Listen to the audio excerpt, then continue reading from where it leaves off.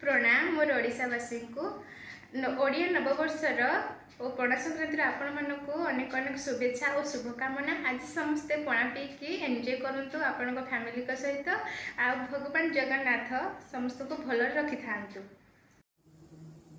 एही पणा संक्रांति बा यहाकू महाविषुव संक्रांति बोली मध्य कहा जाए।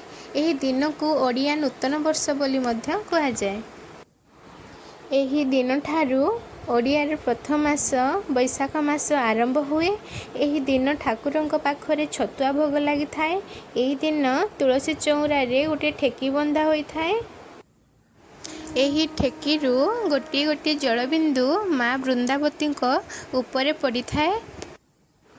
एही दिन ठारू ग्रीष्मर प्रभाव बढ़ी थाए।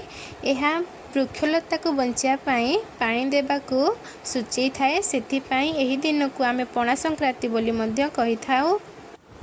कारण एही दिन गुड़िकरे गरम वृद्धि पाई थाए, शरीर को तापमात्रा बढ़ी थाए। एथिरु मुक्ति पाइबा पाई आमे जल पणा आदि पान करि थांती। एही पणा संक्रांति रे मुख्यतः बेलपणा प्रस्तुत होई थाए। कारण एई टाइम रे बेल बहुत मिले, सेथिपाई बेलपणा प्रस्तुत करि थांती। एही दिन ठू पणा प्रस्तुत करी निजे पियंती और अन्य मानको बांटी थांती। आमर एबे पणा प्रस्तुति हबो। माँ एबे पणा प्रस्तुति करुछंती। बेलर से रसगुड़ा को बाहर करके एबे चिपुड़ुछंती।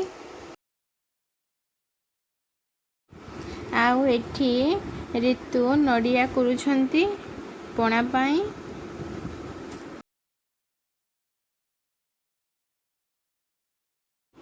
आउ ए दुई भाई एठी दुष्ट होउछंती।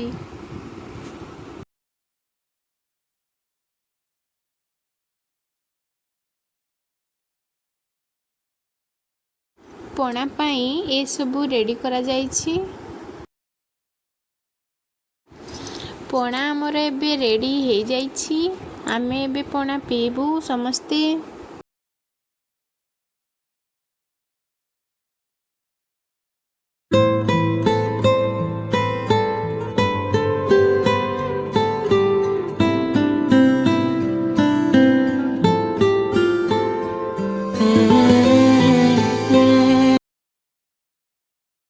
Happy Pona Sankranti. I love you.